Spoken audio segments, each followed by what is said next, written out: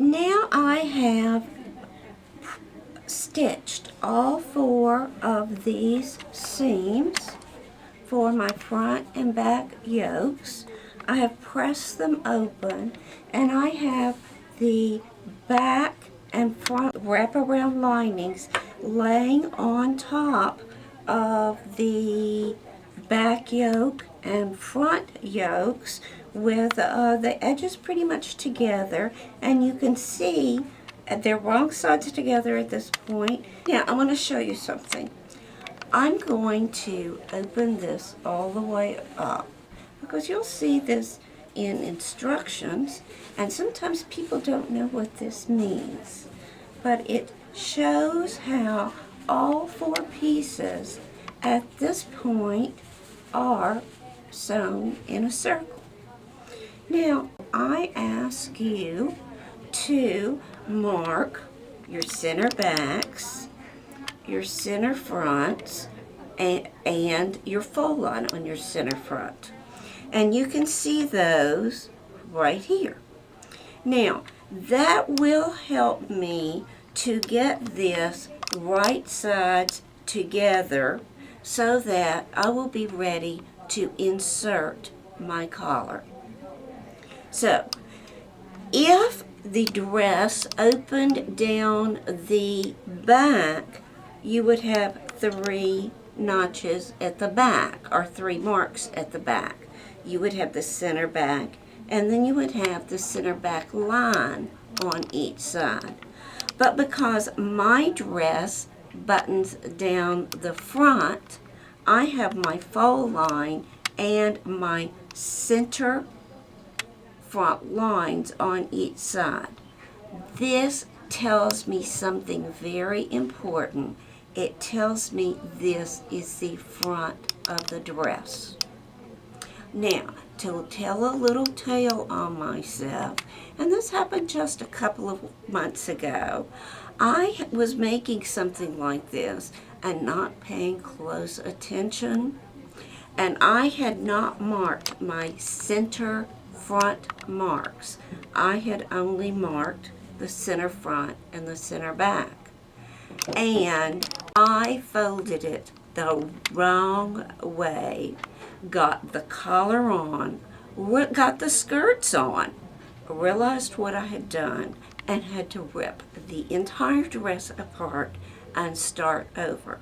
So that's why it's very important not to mark just your center back lines and your center front lines, but to mark your fold lines, because that's going to show you where to fold it over, and now it becomes a yoke again.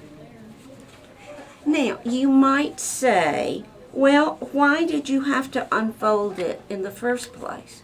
Well, you have to do that to press the seams at the shoulders. Okay, now I have it all back in shape, and it is ready to attach the collar. This is the collar that I've made to go with this dress. The collar and the collar lining are made out of white piqué. It is piped in a tangerine color that you will notice is picked up from the tangerine in the fabric. Now, I have to know where to place this collar. So I'm going to lay my collar aside, and I'm going to unfold this one more time and let the lining stay over here. Now, at this point, the 3 important marks for you to look at are the center back mark, the center front mark on each side. Remember, the one in the middle is the fold line. So I'm going to take my collar and lay it on the right side of the fabric, and I'm going to match my center back of my collar and my back yoke. And now I'm going to stretch my collar around to the center front. Now, this is very important. I want you to look closely. Here is my center front line. I do not want the edge of my collar to stop at the center front. I want the seam line on the collar to stop at the center front. This will keep you from having a gap at the center front of your dress.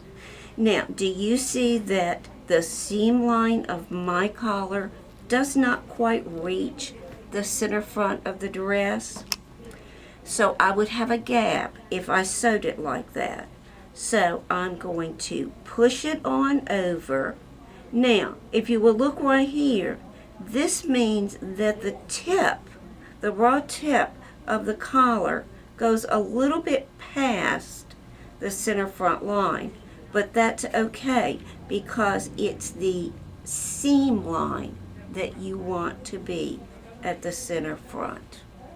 Now I'm going to do the same thing on this side.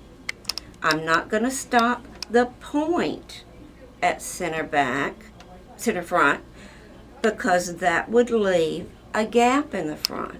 So I'm going to pull my collar on over so that the 1/4 inch seam line is where the collar stops at the center front line.